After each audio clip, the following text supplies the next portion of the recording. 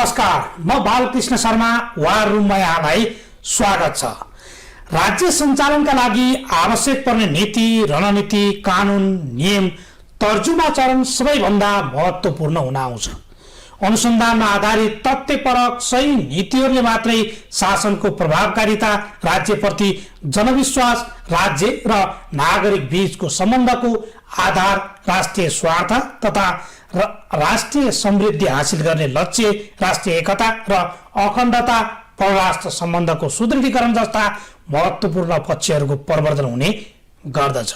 त्यसकारण राज्यले बनाउने हरेक राष्ट्रिय सार्वजनिक नीतिहरू वैज्ञानिक पद्धतिमा आधारित, जनता र राष्ट्रका अपेक्षा र आवश्यकतालाई सम्बोधन गर्ने गरी बन्नुपर्छ। परिवर्तित सन्दर्भ र परिवेशमा नीति निर्माण र परिमार्जन एक निरन्तर रूपमा चलिरहने चक्र अर्थात् प्रक्रिया पनि हो। तर देशको मूल नीति राजनीतिमा देखिएको भाडभैलो व्यक्तिगत स्वार्थ मात्रै होइन, स्वार्थगत समूह हावी हुँदा जताततै अस्त व्यस्त छ। आखिर यी सबै किन? सबैले चाहेको देशलाई समृद्ध बनाउन केले रोक्यो? यो आम रूपमा प्रश्न उठिरहेको छ। सुरुमा तपाईलाई हामी एउटा यो रिपोर्ट प्रस्तुत गर्छौं।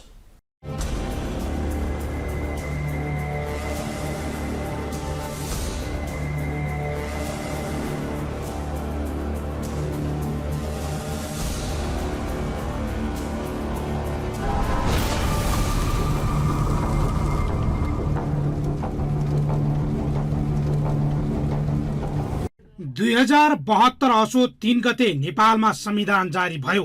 देश संहितामा गएपछि पुराना कानुनलाई संशोधन गर्न आवश्यक थियो र छ। तर कानुन बनाउनु पर्ने सांसदहरू नीति निर्माण भन्दा पनि अरू काममै अल्झिँदा 8 वर्ष बितेको छ। संविधान जारी भएपछि 2074 र 2079 मा 2 पटक आम निर्वाचन नै भइसक्यो। तर कानुन निर्माणमा दलहरूले आलटाल गरिरहेका छन्। संविधान बमोजिम भएको पहिलो निर्वाचनबाट गठित प्रतिनिधि सभाको कार्यकाल सकेर अर्को आएको पनि 10 महिना भइसक्यो। तर संविधानले दिएको अधिकार कार्यान्वयनमा समस्या छ, त्यो पनि सरकार र संसदले कानुन नबनाएर। संविधान कार्यान्वयनका लागि आवश्यक महत्त्वपूर्ण कानुनहरू बनाउन सरकार र संसद दुवैले प्रभावकारी काम नगर्दा विभिन्न समस्या पैदा भइरहेको छ। 2074 मङ्सिरको चुनावबाट चुनिएको संसदले 102 वटा कानुन बनाएको थियो। 2079 मङ्सिरमा अर्को चुनाव भएर आएको प्रतिनिधि सभाले 10 महिनामा जम्मा 2 वटा कानुन मात्रै संशोधन गरेको छ। जबकि संविधान कार्यान्वयनका लागि तत्काल बनाउनु पर्ने कानुनको संख्या 180 वटा छ। संविधान अनुकूल कानुन बनाउने र संघीयता कार्यान्वयन गर्ने दृष्टिमा संघीय संसदको अघिल्लो कार्यकाल र चालु 10 महिनाको अवधि पुरै निराशाजनक छ।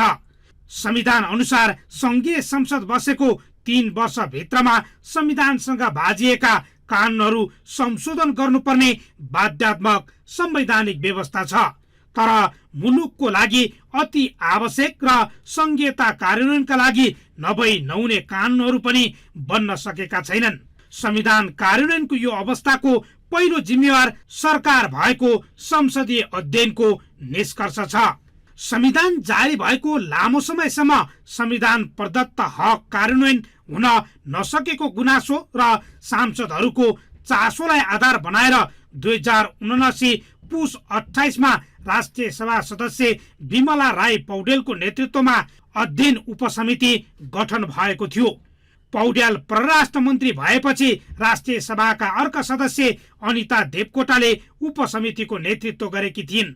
उपसमितिले 25 जेठ 2080 मा बुझाएको प्रतिवेदनलाई विधायन व्यवस्थापन समितिले 2080 जेठ 32 मा पारित गरेको थियो। पारित प्रतिवेदनमा संविधान लागू गर्न आधारभूत रूपमा कम्तीमा 180 वटा कानुन बनाउनु पर्ने उल्लेख छ, जसमध्ये संघीय संसदले 150, प्रदेश सभाले 24 र स्थानीय तहले 6 वटा विषयमा कानुन बनाउनु पर्ने हुन्छ। संघीय सरकार, प्रदेश र स्थानीय तहले बनाउनु पर्ने कानुनका विषयहरू समेत छुट्याइएको छ। यसका अतिरिक्त संविधानको अनुसूचीमा उल्लेखित एकल तथा साझा अधिकार सूचीका थप आधारभूत कानून समेत बनाउनु पर्ने अध्ययनको निष्कर्ष छ। अविलम्ब बनाउनु पर्ने भनी किटान गरिएका कानूनमा संघीयता कार्यान्वयनका लागि आधारभूत मानिएको संघीय निजामती सेवा ऐन, संघीय शिक्षाको विधेयक संसदमा पेश भए पनि विरोध भयो। संघीय प्रहरी, जनस्वास्थ्य कानून सहायता, जग्गा प्राप्ति अधिकरण र क्षतिपूर्ति, विश्वविद्यालय कानून र चिकित्सा शिक्षा सम्बन्धी कानूनलाई पनि एकीकृत बनाउनु पर्ने हो। तर निजामती सेवा सम्बन्धी कानून नबन्दा न्याय सेवाका कर्मचारीको पारिश्रमिक सम्बन्धी कानून, सरकारी वकिलको पारिश्रमिक सम्बन्धी कानून, संघीय संसद सचिवालयको कानून, प्रदेश सरकारी सेवाको गठन, प्रदेश सभा सचिवालय स्थापना लगायतका कार्य ठप्प छन्। राज्य सञ्चालनका लागि आवश्यक पर्ने नीति, रणनीति, कानून, नियम, तर्जुमाको चरण सबैभन्दा महत्त्वपूर्ण हुन आउँछ। अनुसन्धानमा आधारित तथ्यपरक सही नीतिहरूले मात्रै शासनको प्रभावकारिता, राज्यप्रति जनविश्वास, राज्य र नागरिक बीचको सम्बन्धको आधार, राष्ट्रिय स्वार्थ तथा राष्ट्रिय समृद्धि हासिल गर्ने लक्ष्य, राष्ट्रिय एकता र अखण्डता, परराष्ट्र सम्बन्धको सुदृढीकरण जस्ता महत्त्वपूर्ण पक्षहरूको प्रवर्धन हुने गर्छ।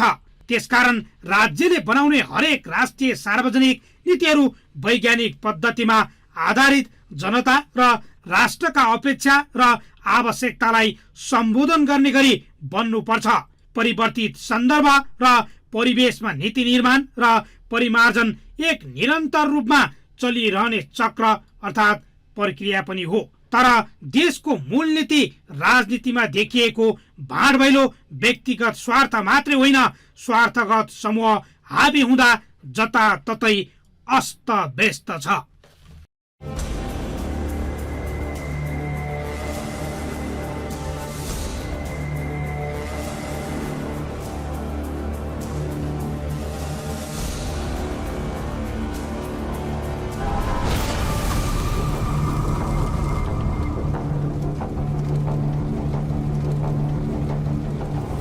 जनतामा निराशा छ।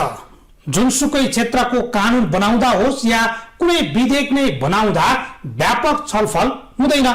उही स्वार्थ समूहबाट बन्ने आरोप अहिले होइन विगतदेखि नै लाग्ने गरेको छ। देश बनाउँछु भन्ने सबै छन्, तर बनाउने कसले त्यो टुङ्गो देखिँदैन। देशको नेतृत्व गर्नेहरूमाथि सबैको अविश्वास छ। नीति निर्माण र राज्य संयन्त्रण नै किन कमजोर छ, यही विषयमा छलफल गर्न हामीसँग आज स्टुडियोमा हुनुहुन्छ शिक्षाविद एवं नीति विश्लेषक, नीति निर्माण बारे बहस गर्दै आउनुभएका होमराज आचार्य। सर नमस्कार, यहाँलाई स्वागत छ। हजुर धन्यवाद। मलाई यदि सबै पृष्ठभूमिमा बताएँ, हजुर हामी नीति निर्माण गर्ने, देशलाई समृद्ध बनाउने ठुल्ठुला गफ पनि हामी गरिरहेका हुन्छौँ, तर हामी चुकेका चाहिँ कहाँ छौँ, त्यहाँबाट सुरु गरौँ। ठिक छ। अब यस्तो छ, अब नीति निर्माण भन्ने एकदम संवेदनशील चाहिँ प्रक्रिया हो र त्यो प्रक्रियालाई त्यही अनुसारको संवेदना दिएर निर्माणको प्रक्रिया अगाडि बढाउनुपर्छ। अब हामी कहाँ कस्तो देखिरहेको छु भने, मैले हेर्दाखेरि, किनभने म पनि अब अमेरिकाको राजधानीमा 10 वर्ष जति यही नीति निर्माणकै क्षेत्रमा काम गरेर धेरै लामो समयको चाहिँ एक्सपिरियन्स लिएर आएको, त्यो देखेको होइन, बुझेको मान्छे भए हुनाले मैले नेपालको पनि अध्ययन गरिरहेको छु। र हामीले यो देशमा नीति निर्माण गर्दाखेरि एकदम रियाक्टिभ पोलिसी मेकिङ प्रक्रियामा जान्छौँ होइन। कुनै एउटा घटना घट्छ, घटना घटिसकेपछि त्यो घटनाको लागि चाहिँ तुरुन्त नीतिहरू बनाइदिने, अनि त्यसपछि 3-4 दिनपछि, 1-2 महिनापछि, 1 वर्षपछि फेरि त्यसमा चाहिँ प्रश्नहरू उठ्न सुरु गर्छ। अहिले हामीले हेऱ्यौँ भने पनि विभिन्न किसिमका आन्दोलनहरू भइरहेछ नि। टिचरको आन्दोलन भएको छ, अनि कर्मचारीहरूको आन्दोलन भइरहेछ, अब कहिले किसानको आन्दोलन भइरहेछ, कहिले उद्योगीहरूले आन्दोलन गरिरहेछन्। भनिसकेपछि हामीहरूले बनाउने नीतिहरू फन्डामेन्टल्ली आधारभूत तहमा नै हाम्रो प्रक्रिया पनि गलत छ। र हामीले चाहिँ जुन नीति निर्माणका केही चाहिँ फन्डामेन्टल्सहरू हुन्छन् नि, त्यसलाई चाहिँ गहिरो तरिकाले विश्लेषण गर्नु जरुरी छ। जस्तै एउटा चाहिँ इस्युको आइडेन्टिफिकेसन भयो, हजुर, त्यसपछि एभिडेन्स कलेक्सन गर्नु पर्यो, होइन। किन बनाउने त? यो नीतिमा परिवर्तन गर्नुपर्ने हो कि अथवा नीतिलाई पुरै नयाँ बनाउनु पर्ने हो कि अथवा त्यसमा सर्टेन किसिमका संशोधनहरू ल्याउनु पर्ने हो कि र त्यसलाई कुन कुन अरू नीतिहरूले छोएका छन्? एउटा नीति परिवर्तन गर्दाखेरि अरू विभिन्न खालका नीतिहरूसँग त्यसको सम्बन्ध हुन्छ। त्यो सम्बन्धको एनालिसिस, रिलेसनसिप एनालिसिस हामीले गर्छौँ गर्दैनौँ। अनि त्यो नगर्दाखेरि यहाँ चाहिँ गर्ने चलन रहेनछ। मैले देखेँ कतिपय ठाउँमा के हुन्छ भन्नुहुन्छ भने जस्तै अब यातायात मन्त्रालयको सम्बन्धी नीति छ भने अब त्यो विभिन्न ठाउँमा गएर जोडिन्छ नि त। तर त्यो कुन कुन नीति कुन कुन अरू नीतिसँग जोडिएको छ, भोलि बिहान जनताले सेवा लिन जाँदाखेरि कर्मचारीले के गर्छन् भने यो यस कारणले हुँदैन भनेर भनिदिन्छन्। अनि त्यसपछि यतापट्टि चेन्ज भइसक्यो, उता चेन्ज भएको छैन भनिसकेपछि जनताहरू चाहिँ रुमलिने अवस्था आउँछ। यो हामीले बनाउँदा हजुर न सम्बन्धित निकायसँग छलफल गर्छौँ, न अन्य व्यक्तिहरूसँगको सुझाव लिन्छौँ। यो अवस्थाले गरिँदा समस्या उत्पन्न भएको हो। डेफिनेटली त्यसमा त शङ्कै छैन। किनभने मैले अघि पनि भने जस्तै हामीहरूले नीति निर्माण गर्दाखेरि त्यो नीति कसका लागि बनाइँदैछ होइन, पहिलो कुरा त्यो हो कि किनभने नीति चाहिँ अब सरकारले बनाउने नीति भनेको जनताको लागि हो। अनि जनताहरूलाई हामीले त्यहाँ संलग्न गरेका छौँ कि छैनौँ, नीतिहरू बनाउँदाखेरि उनीहरूसित हामीले छलफल गरेका छौँ कि छैनौँ। र नीतिको काम के हो भने फेसिलिटेट गर्ने हो कि कन्ट्रोल गर्ने होइन। हाम्रा धेरै जसो नीतिहरू चाहिँ नियन्त्रणमुखी छन् होइन। हामीले चाहिँ सहजीकरण गर्ने काम गर्ने नै हो नि। नीति बनाउने भन्ने के हो भने कुनै कुरा चाहिँ काम गर्नलाई बाधा भयो भने बाधा अडचन फुकाउनको लागि नीतिहरू बनाइन्छ, नियमहरू बनाइन्छ। र नियन्त्रण गरेर मान्छेहरूलाई चाहिँ दबाउनको लागि, दुःख दिनको लागि त नीतिहरू बनाइँदैन। सरकारको चाहिँ उपस्थिति त्यसको लागि त होइन। त्यसले गर्दाखेरि हामीले चाहिँ पहिला हाम्रो चाहिँ यो चेतना पनि चेन्ज गर्नु जरुरी छ क्या। त्यसले गर्दाखेरि हाम्रा चाहिँ नीति निर्माणका प्रक्रिया नै त्यो अब पुरातनवादी शैलीमा अगाडि बढिरहेको चाहिँ अवस्था मैले देखिरहेको छु। त्यसले गर्दाखेरि व्यापक छलफल गरेर स्टेक होल्डरहरूसँग छलफल नगरिकन नीति निर्माण गर्यो भने समस्या आउँछ। जस्तै अब शिक्षकहरूकै आन्दोलनको कुरा गरौँ न, अब ल्याउँदाखेरि उहाँहरूलाई व्यापक ट्रान्सप्यारेन्सी त हुनु पऱ्यो नि त। कस्तो किसिमको नीति आउँदैछ, राज्यले के ल्याउँदैछ भनेर व्यापक जनतालाई पनि त्यो थाहा हुनु पऱ्यो र सरकारवालालाई पनि थाहा हुनु पऱ्यो। अब कर्मचारी राजनीति गर्ने मान्छेहरूलाई फाइदा हुने किसिमले मात्र नीति आयो भने त त्यसको विरुद्धमा चाहिँ आवाजहरू उठिहाल्छ। यो शिक्षक र जो कर्मचारीहरू आन्दोलनमा आए, हेर्नुहोस् त विधेयक दर्ता हुन पाएको छैन, सडकमा एउटा नारा जुलुस निस्किन्छ।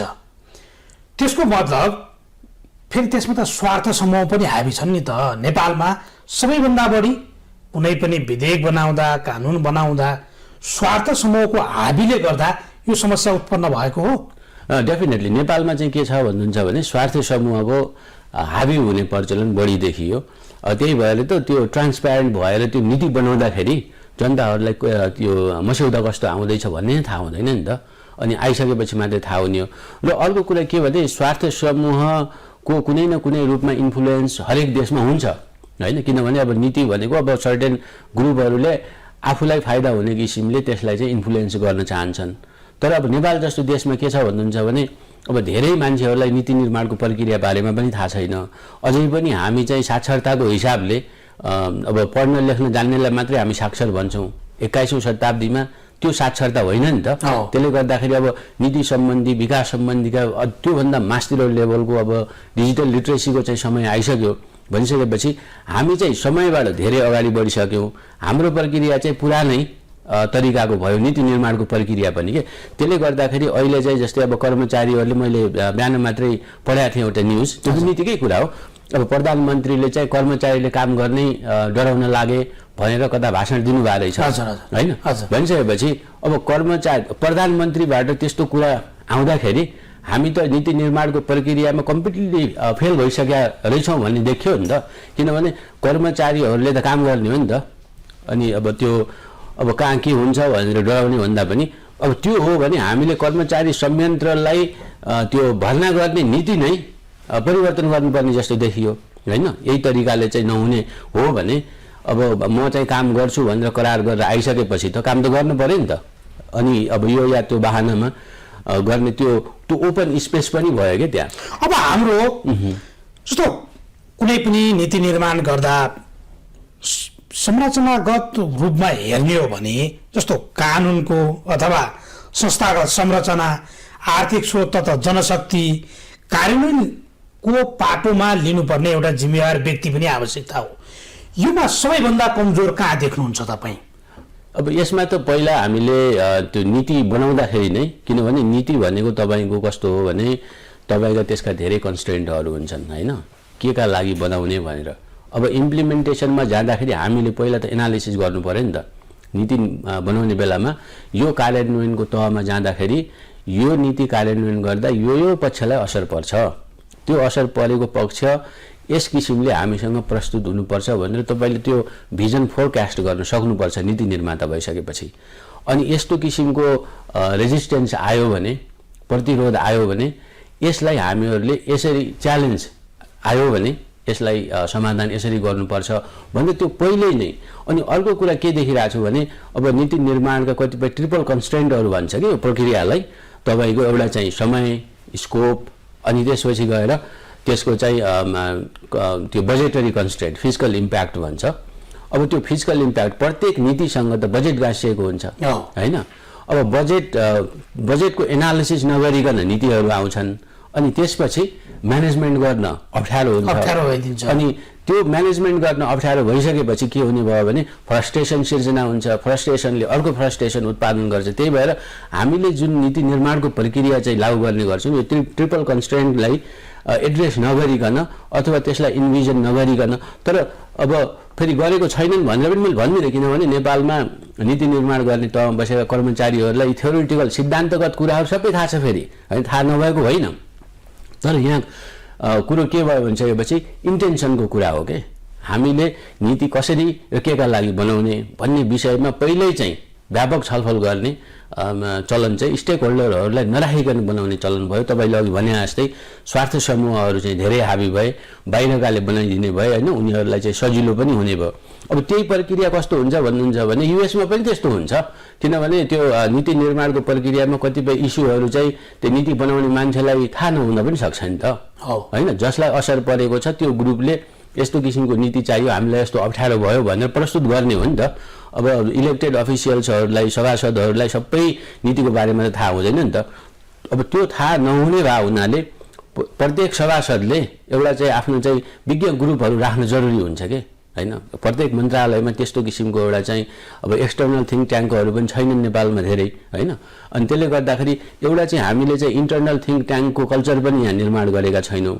अनि अर्को कुरा चाहिँ एक्सटर्नल थिङ्क ट्याङ्कहरू नेपालमा पनि छन् नि त विद्वानहरू, तर उनीहरूलाई सुन्ने प्रचलन पनि भएन। अनि यहाँ धेरै जस्तो के देखियो भने जसको कनेक्सन छ राजनीतिज्ञहरूसँग अनि उनीहरूलाई बसे 2-4 जना टेबलमा बसे ल यस्तो किसिमको बनाउने, यो भएपछि यस्तो किसिमको फाइदा हुन्छ भनेर त्यो फाइदाको म्याट्रिक्सबाट हाम्रा नीतिहरू चाहिँ निर्माण हुने र कार्यान्वयन तहमा जाँदाखेरि फेल हुने भएको छ। त्यसले गर्दाखेरि सम्पूर्ण राज्य फेल हुने अवस्थामा जाने भइसक्यो कि।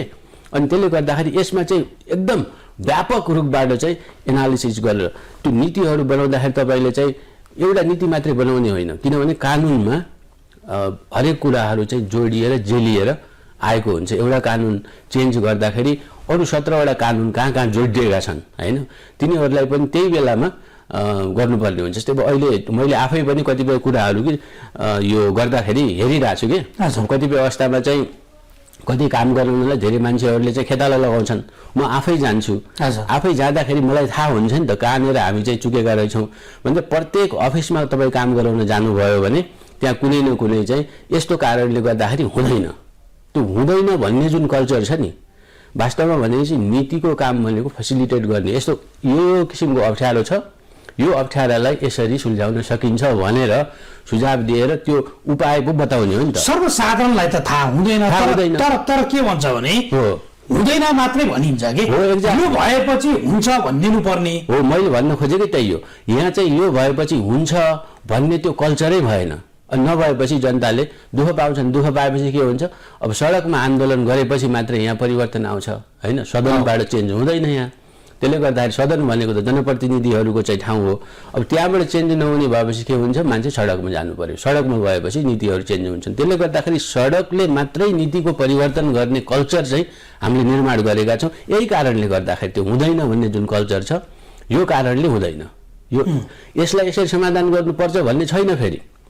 अनि एउटा चाहिँ होइन कलमले चाहिँ यो यस्तो यस्तो भएको हुँदा होइन यो चाहिँ निर्णय गरी पठाउनु अथवा वाटेभर होइन एउटा टिप्पणी कल्चर भयो के।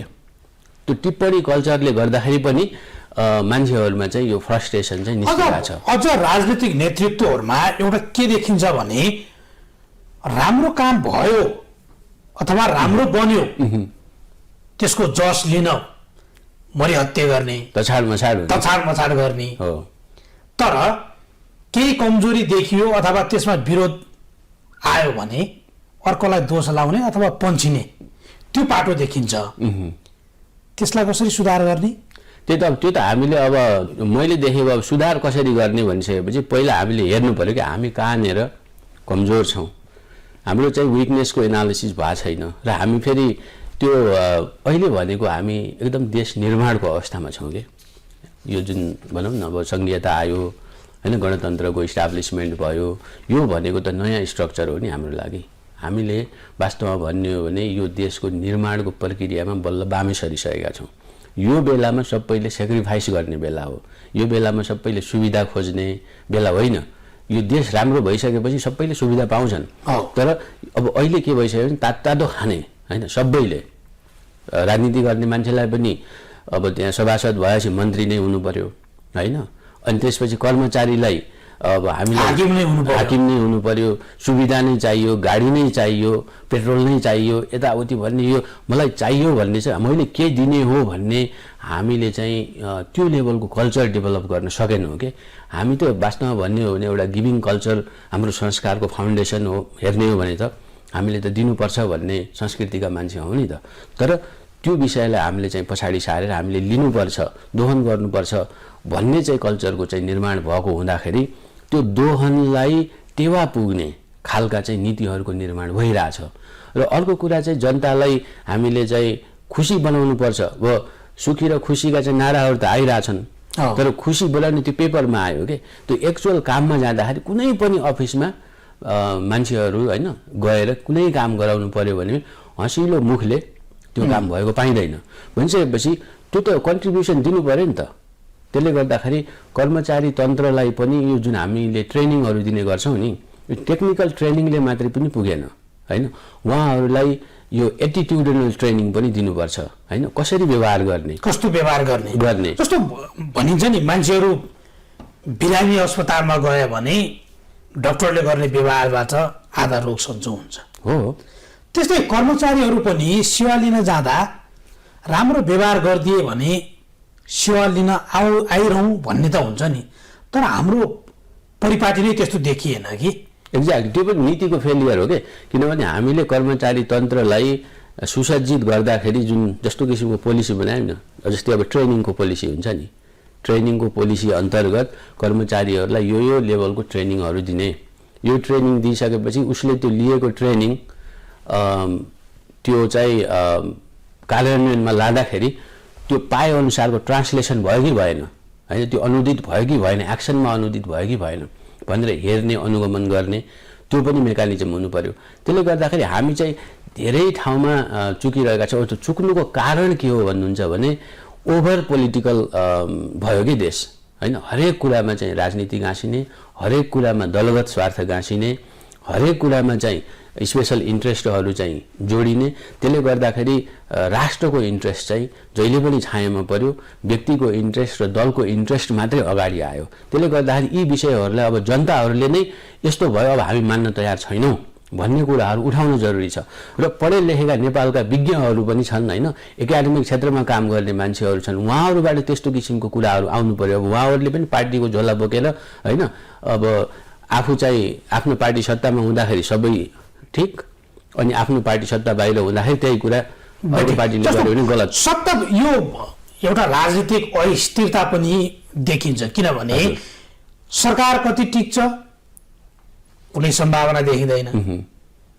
सङ्घ भनौँ अथवा प्रदेश भनौँ, अहिले जो यो तिक्तता बढिरहेको छ र एकअर्कामा सरकार गिराउने खेल पनि चलिरहेका छन्। एउटा सरकारले केही बनाउँछ, जस्तो नीति बनाउला, अरू कानुन बनाउला, लगायत नयाँ योजना ल्याउला भनौँ न, नयाँ योजना ल्यायो भने अर्को सरकार आउँदा त्यसलाई निरन्तरता दिँदैन, समस्या त्यहाँ छ नि। हो, किनभने हामीले औन गर्दैन, अपनत्व लिँदैनौँ, देशप्रतिको हाम्रो चाहिँ त्यो उत्तरदायित्व हाम्रो हो भन्ने चाहिँ त्यो भावना नै भएन कि। अनि के भयो भने हाम्रो पार्टीले गर्यो भने मात्रै सही, अर्कोको पार्टीले गर्यो भने गलत। त्यसले गर्दाखेरि यो फेरि सबै यो निर्वाचन ड्रिभन भयो कि, चुनाव ड्रिभन भयो। चुनाव ड्रिभन तरिकाले हामीले चाहिँ सोच्न लायौँ भने कुनै पनि काम हुँदैन। त्यसले गर्दाखेरि अब आफ्नो पालामा मान्छेको मन जित्ने भन्ने हिसाबले हुन्छ नि, पार्टीका कार्यकर्ताको मन जित्ने भन्ने, त्यो मन जित्ने भन्ने कल्चर छ नि, त्यसरी मन जितिँदैन। देशको मन जित्नु पर्यो, पार्टीको कार्यकर्ताको मन जित्ने होइन कि समग्र देशको मन कसरी जित्न सकिन्छ भनिसकेपछि देशलाई राम्रो बनाउने, जनतालाई सहज रूपमा काम हुने वातावरण सिर्जना गरिदिने, उद्योग धन्दाहरू सहज रूपमा सञ्चालन हुन सक्ने खालका नीतिहरू निर्माण गर्ने, ल्याउने, कार्यान्वयन भयो कि भएन त्यसको अनुगमन गर्ने। अनि त्यसपछि अब शिक्षा, स्वास्थ्य, रोजगारीका विषयमा जनताहरूले गरेको अपेक्षा अनुसार काम भयो कि छैन, होइन, त्यो हेर्ने, मान्छे अपेक्षाहरूको एनालिसिस गर्ने।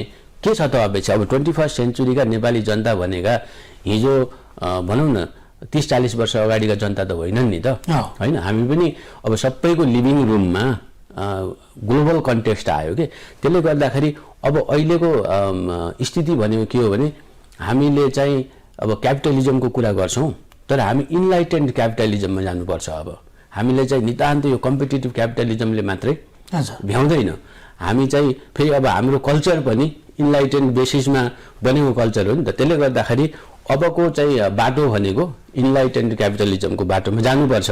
यदि संसारभरि हामीले चाहिँ अलिकति शान्ति ल्याउने हो भने, हाम्रो गाउँदेखि राष्ट्रसम्म शान्ति ल्याउने हो भने, सबैका कुराहरूलाई एड्रेस गर्न सक्ने हो भने त्यो लेभलको चिन्तनमा जानु पर्यो। त्यो चिन्तन भनेको कहाँनिर आउँछ भने एउटा ह्युमन बिइङले अर्को ह्युमन बिइङलाई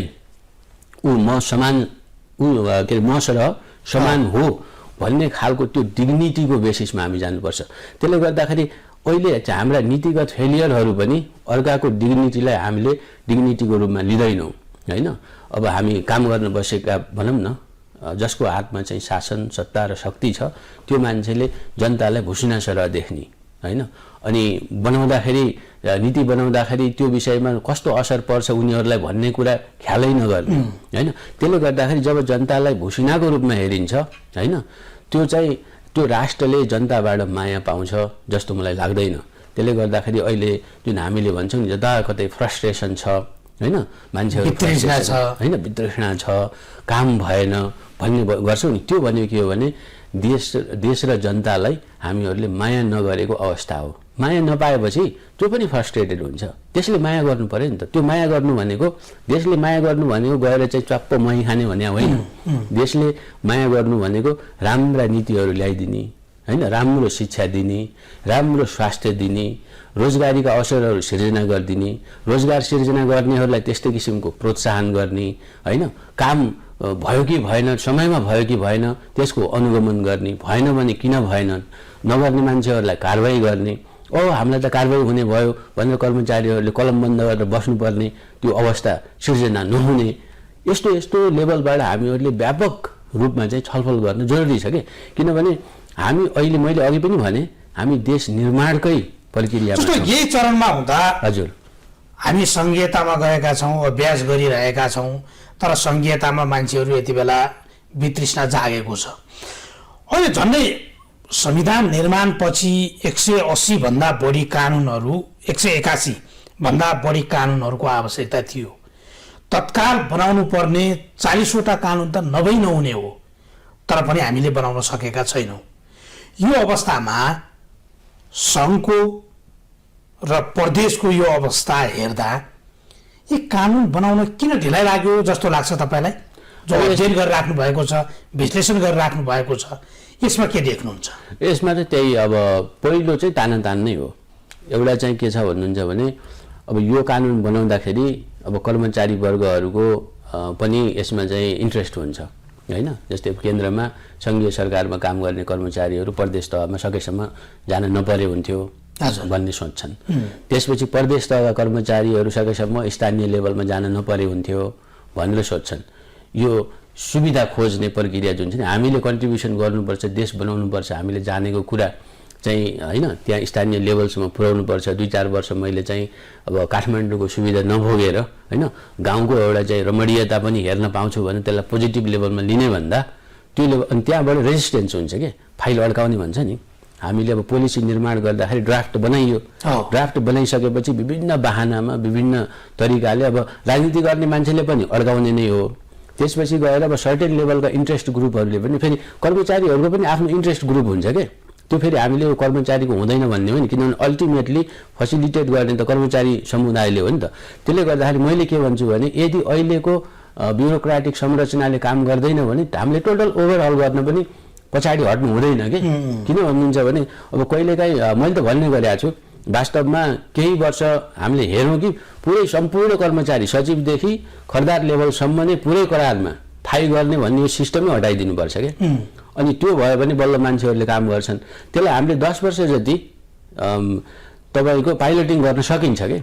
अनि काम गर्ने मान्छे आउँछन् नि, जसले काम गर्न चाहेको छ त्यो मान्छे आउँछ होइन मलाई सुविधा पुगेन भन्ने मान्छे भयो भने उसले अल्टरनेट खोज्छ। जस्तो यही भन्दै गर्दा हजुर एउटा देशको प्रमुख कार्यकारी पद अथवा शासन सत्ता सम्हालिरहेको मान्छेले कर्मचारीले गरेनन् भनेर दोष दिएर उम्किन त मिल्दैन। त्यही त उहाँहरू त पोलिसी बनाउने ठाउँमा हुनुहुन्छ नि त।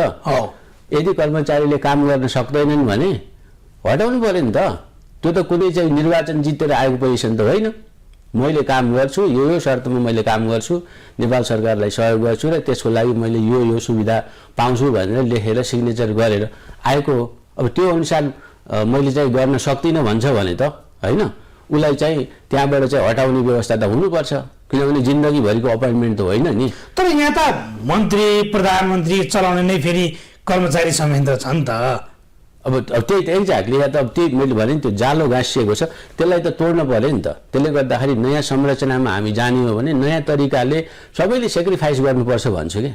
मैले चाहिँ देखेको के हो भने हामीले अहिले भनेको अझै 10 वर्ष जति लाग्ला होइन। हामीले एकदम सबैले कन्ट्रिब्युट गर्ने हो भने अब राजनीतिक दलले पनि कर्मचारी तन्त्रले पनि र जनताले पनि सबै यो 3 जनाको एउटा चाहिँ जुन 3टा ग्रुपको जनता, सरकार चलाउने मान्छे, राजनीति र कर्मचारी यी सबैले चाहिँ हामीले 10 वर्ष चाहिँ कम्मर कसेर केही गरौँ है, नयाँ गरौँ है। केही दुःख आइपर्यो भने पनि होइन सेवा र सुविधा अब अहिले देशमा पैसा छैन अथवा त्यस्तो भनेर कन्ट्रिब्युसनको भावनाले अगाडि बढ्ने हो भने देश अगाडि बढ्छ हेर्नुहोस्। तर यहाँ चाहिँ के छ भने यो देशप्रति नै न त नेताहरूले यो देशमा विश्वास गर्छन्, न त कर्मचारीले यो देशमा विश्वास गर्छन्, न त उद्योगपतिहरूले यो देशमा विश्वास गर्छन्। यहाँ के छ भने अहिले नै सबै थोक अहिले नै गर्नुपर्छ, कमाइहाल्नुपर्छ भन्ने भोलि के हो थाहा छैन भनिसकेपछि जब देशमा नै तपाईँको देशप्रति नै विश्वास हुँदैन, अविश्वासको एउटा चाहिँ वातावरणमा हामी चाहिँ रुमलिरहेका हुन्छौँ भने त्यहाँ काम हुँदैन हेर्नुहोस्। त्यसले गर्दाखेरि यसलाई ड्रास्टिक रूपमा चेन्ज गर्न जरुरी छ। संरचना चेन्ज गर्नै पर्छ, किनभने अहिलेको लेभलबाट हामी त्यही भएर हामीले यो नीति निर्माण र नीतिको प्रोसेसको कुरा गरिरहेको छौँ नि। अबको बाटो के हो त होइन। जस्तै तपाईँले सुनिराख्नु भयो होला, मैले पनि हेरिरहन्छु। जस्तै नेपाल सरकारका विभिन्न सचिवहरू पदमा हुँदाखेरि केही नगर्ने, पदबाट बाहिर गइसकेपछि एक्सपर्टको रूपमा आएर यस्तो भएन उस्तो भएन यस्तो गर्नु पर्थ्यो उस्तो गर्नु पर्थ्यो भनेर तपाईँहरूको आएर चाहिँ इन्टरभ्यू दिइराख्नु भएको हुन्छ कि। त्यसको अर्थ के हो भने उहाँहरू हुँदा त थाहा त रहेछ नि समस्या, किन समाधान गर्न सक्नु भएन। त्यसले गर्दाखेरि अब त्यो विषयमा पनि कुरा उठाउनुपर्छ कि। यदि त्यो अब त्यो समस्या नेतृत्वमा पुग्दा चुपचाप बस्ने आफ्नो स्वार्थ मात्र हेर्ने एक्ज्याक्टली, तर बाहिर निस्केपछि ठुल्ठुला गफ गर्ने मान्छे त कल्चर त त्यो छ नि। हाम्रो नेतृत्व वर्गमा पनि कल्चर त्यही छ, कर्मचारी वर्गमा पनि त्यही कल्चर त्यही छ। त्यसले गर्दाखेरि आफू हुँदाखेरि नगर्ने, आफू बाहिर आइसकेपछि सबै यस्तो यस्तो गर्नुपर्छ, यस्तो यस्तो हुनुपर्छ। अब प्रधानमन्त्रीले भाषण दिँदाखेरि यस्तो हुनुपर्छ भनेर चाहिँ भाषण दिने होइन नि त। कर्मचारीले त हामी गएको वर्ष यस्तो गऱ्यौँ, यो वर्ष यस्तो गर्दैछौँ अनि त्यसपछि अर्को वर्ष हामीले यस्तो गर्छौँ भनेर एकदम कङ्क्रिट वेमा जाने हो नि त। अब नीति निर्माण तहमै बसेका मान्छेले पर्छ भन्न थालेपछि कसले गर्ने त होइन, त्यो अर्कैलाई देखाएको हो नि त। त्यसले गर्दाखेरि यो पन्छिने प्रकारको चाहिँ हाम्रो व्यवहार र एटिट्युड त्यस्तो भयो कि। यो भनिरहँदा एउटा कस्तो आयो भने जेठ 15 नेपालमा बजेट भाषण हुन्छ बजेट भाषणका हरेक शब्दमा गरिनेछ भन्ने उल्लेख हुन्छ नि, हो त्यो गरिनेछ भन्ने उल्लेखले गरे पनि हुन्छ नगरे पनि हुन्छ भन्ने हो त? एक्ज्याक्टली त्यही हो। यहाँ चाहिँ के भयो, मैले अघि भनिहालेँ नि, हामीले नीति बनाउँदाखेरि त्यो त बजेट भाषण पनि एक किसिमको नीति हो नि त, हो नि, होइन? अनि अब त्यहाँ गरिने छ भन्यो भने यति बजेट छुट्याइने छ भनेर, अब यहाँ के हो भने नीति भनेको के हो भने नीतिले जहिले पनि एउटा चाहिँ स्कोप हेर्नु पर्यो, त्यसपछि गएर टाइम हेर्नु पर्यो, अनि त्यसपछि गएर बजेट हेर्नु पर्यो। त्यसलाई चाहिँ यो ट्रायङ्गल भन्छ कि, कन्स्ट्रेन्टको ट्रायङ्गल भन्छ। त्यो कन्स्ट्रेन्टको ट्रायङ्गल प्रत्येक नीतिको एक लाइनको नीति भयो भने तपाईँले त्यो फर्मुला युज गर्नै पर्ने हुन्छ कि। तर हामीले चाहिँ यहाँ हेर्दाखेरि प्रत्येक नीतिको पछाडि फिजिकल इम्प्याक्ट के छ त? जस्तै अब अहिले यो भनौँ एउटा सामान्य एउटा अब नागरिकता सम्बन्धीकै विधेयकको कुरा गर्दाखेरि होइन, नागरिकतामा एउटा शब्द परिवर्तन गर्दाखेरि अथवा सर्टेन मान्छेहरूलाई चाहिँ नागरिकता दिने गर्दाखेरि त्यसले बजेटरी इम्प्याक्ट कति गर्छ र त्यसको स्रोत के हो, होइन? बजेट बनाउँदाखेरि सरकारले बजेट बनाउँदाखेरि त एक्ज्याक्ट यो स्रोतबाट यो नीति इम्प्लिमेन्टेसन गर्नका लागि होइन यति बजेट लाग्छ र यो बजेटको स्रोत यो हो भनेर एनालिसिस त गर्नु पर्यो नि त। अनि यो बजेटको स्रोतमा आउने कन्स्ट्रेन्टहरू यो हुन्छन्, यो कारणले गर्दाखेरि यो नमिल्न सक्छ, होइन? त्यो नमिलेको अवस्थामा हामीले यो तरिकाले यसलाई परिपूर्ति गर्न सकिन्छ भन्ने एक किसिमको त्यो डिटेलमा गरेर फेरि गर्दैनन् भन्ने पनि होइन, किनभने यहाँ पनि एक्सपर्टहरू छन्, किनभने नीति निर्माणको प्रक्रिया भनेको संसारभरि लगभग उस्तै हो। तर त्यति गरे अब यहाँको नीति निर्माण गर्दाखेरि त्यो बजेट पनि एनालिसिस गर्छन् होला जस्तो चाहिँ लाग्छ है मलाई। म अब त्यो बजेटको डिस्कसनमा चाहिँ नीति निर्माणको डिस्कसनमा नेपालमा चाहिँ बसेको छैन, होइन? मैले चाहिँ अब आफ्नो एक्सपिरियन्स ग्लोबल एक्सपिरियन्समा मात्रै सेयर गर्दैछु। जस्तो संसदमा निरन्तर रूपमा छलफल चल्छ, बजेटमा संशोधन गरौँ भन्दाखेरि संशोधन गर्दैनन्, समस्या त्यहाँनिर छ नि त। संशोधन कसरी गर्ने भन्ने पनि त हो नि। संशोधन जस्तै भनौँ एउटा कुनै एउटा पार्टिकुलर हामीले नीतिको पिस, किनभने नीति भनेको कस्तो हुनुहुन्छ भने कुनै कुरा चाहिँ समस्या निस्किएपछि नीतिमा परिवर्तन गर्नुपर्ने हुन्छ, कुनै चाहिँ भिजनरी हुन्छ। त्यो भनेको अबको 5 वर्षमा 10 वर्षमा हामीले गर्नुपर्ने कामलाई फेसिलिटेट गर्नको लागि कस्तो किसिमको नीति चाहियो भन्ने। अनि अर्को चाहिँ पुराना नीतिहरू चाहिँ समयअनुसार चाहिँ पुराना भइसके, होइन? त्यसलाई चाहिँ चेन्ज गर्नु पर्यो भन्ने हिसाबले हुन्छ। अहिले पनि हामीले 2028 सालको 2034 सालको नीतिहरू चाहिँ प्रयोग गरेर त्यसका आधारमा गरिरहेछौँ। त्यो त अहिले हामीले रिभ्यू गरेर मलाई के लाग्छ भने 6 महिनाभित्र सरकार गठन भएको, गणतन्त्र आएको 6 महिनाभित्र सबै नीतिहरू सुरुदेखिका के गणतन्त्रभन्दा अगाडिका पुरै सम्पूर्ण प्रत्येक तपाईँको कानुनहरूको विश्लेषण गरेर ती कानुनहरू हामीले उतिखेरै चेन्ज गर्नु पर्थ्यो, होइन? त्यसमा त माथा पच्चिसी गर्ने कुरा भएन नि त। त्यति बेला त C5 हटाउने बाहेक त अरू केही भएन, केही पनि भएन। एक्ज्याक्टली। त्यसले गर्दाखेरि यो एकदम यो तपाईँको कस्तो भयो भने यतातिर फोका उठ्या छ, अनि त्यो फोकालाई चाहिँ टेप लगाइदिने, अनि त्यसपछि अर्को ठाउँमा फेरि फोका उठ्छ, त्यहाँ टेप लगाउने भन्छ। यो टेप लगाउने प्रकृतिको चाहिँ हाम्रो नीति निर्माण प्रक्रिया भयो कि त्यो भइसकेपछि टेपै टेप, होइन? अनि त्यो टेपले गर्दाखेरि कन्फ्युजन सिर्जना हुन्छ। अब त्यसपछि खुट्टा दुख्न सुरु गर्छ, कुन टेप फुकाउँदै जाने, फेरि त्यो पिप कहाँबाट आउँछ, त्यस्तो किसिमको हाम्रो चाहिँ नीति निर्माणको एकदम दुर्गन्धित प्रक्रिया भयो क्या। त्यसलाई अब कसरी लिएर जाने भने त अब सरकारमै बस्ने मान्छेहरूले होइन, सभासदहरूले नै यो कुराहरू चाहिँ संसदमा उठाउनु पर्ने हुन्छ, उठाइ पनि रहेका छन्। तर मलाई के लाग्छ भने राजनीतिक पार्टीको स्वार्थ नहेरिकन सबै नेपाली जनताको स्वार्थ हेरेर सबै पोलिटिकल पार्टीका मान्छेहरू बसेर अनि सभासदहरू बसेर यो देशलाई हामीले चाहिँ अगाडि बढाउँ भनेर एउटा चाहिँ यो संयोजनकारी तरिकाले अगाडि बढ्न जरुरी छ कि। नत्र भने मैले यही तरिका हो भने अहिले मान्छे त 2084 भनेर हिँडेको छ, 84मा इलेक्सन नहुन पनि सक्छ, होइन? यति फ्रस्ट्रेसन जनतामा चाहिँ उठिरहेछ, होइन?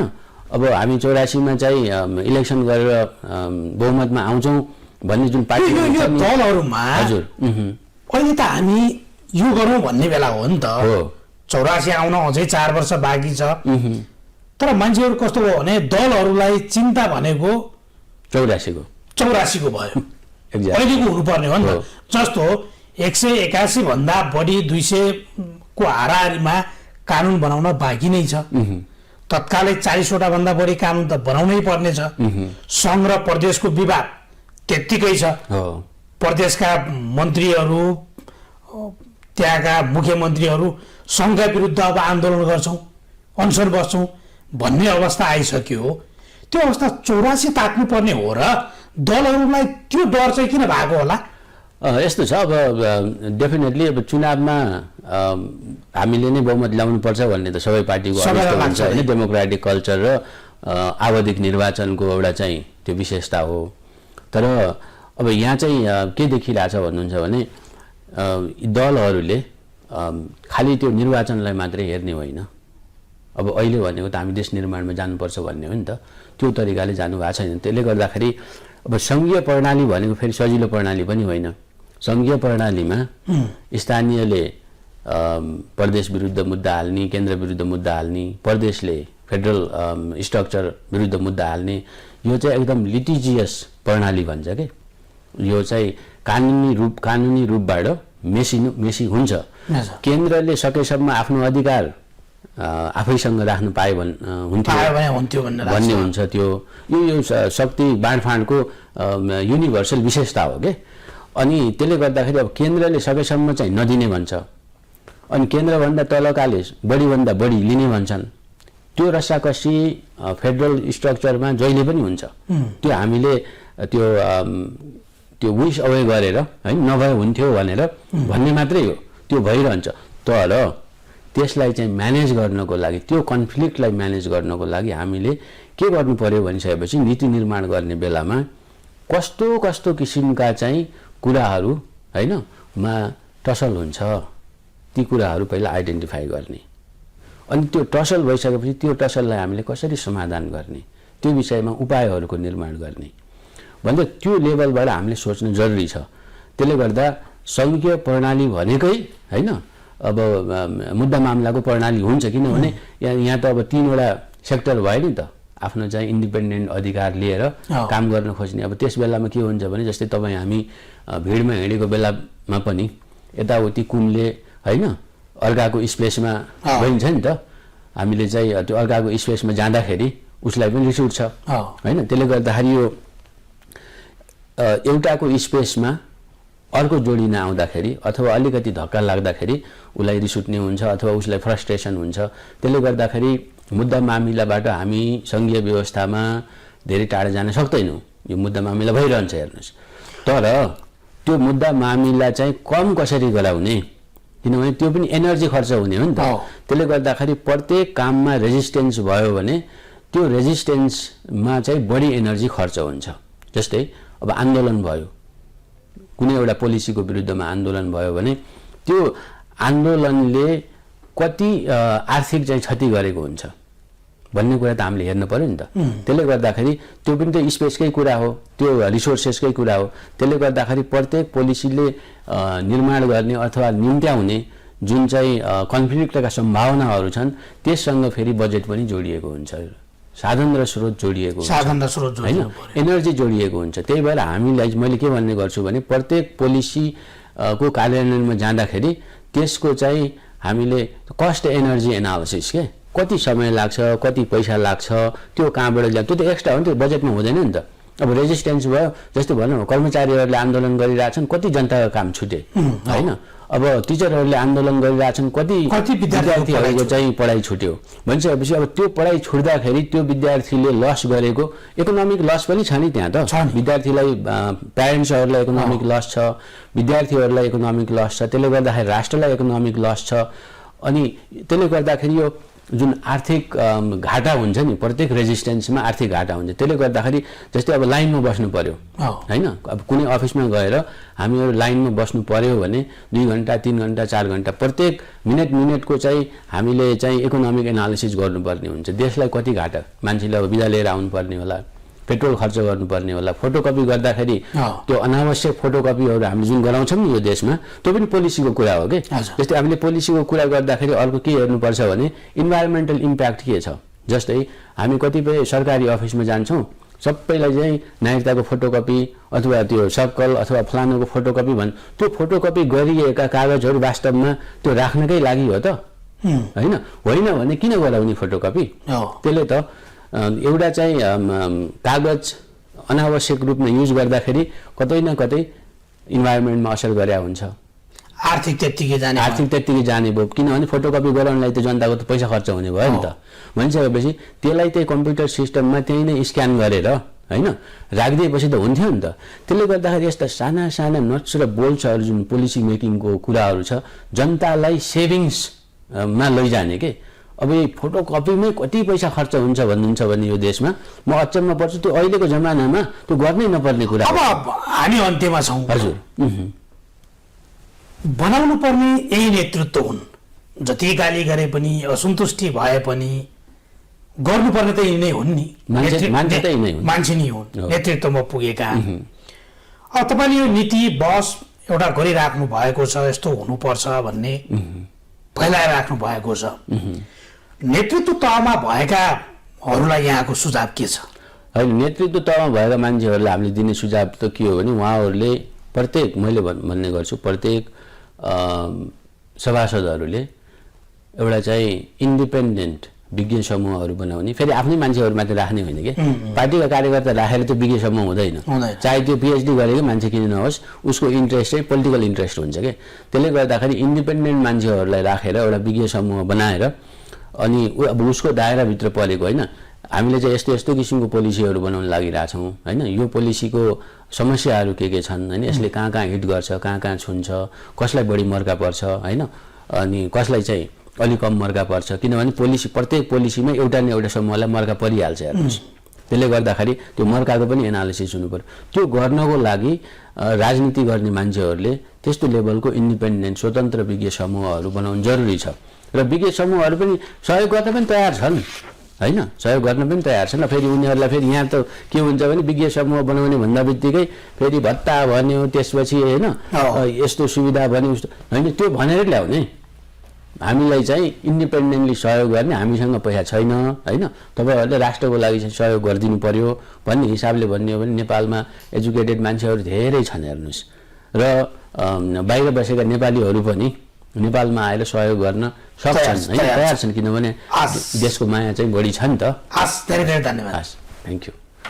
पक्कै पनि आज हामीले देशमा नीति निर्माण कसरी गर्ने र अहिले चलिरहेको व्यवस्थालाई कसरी अझ मजबुत बनाउन सकिन्छ भन्ने विषयमा कुराकानी गर्यौँ।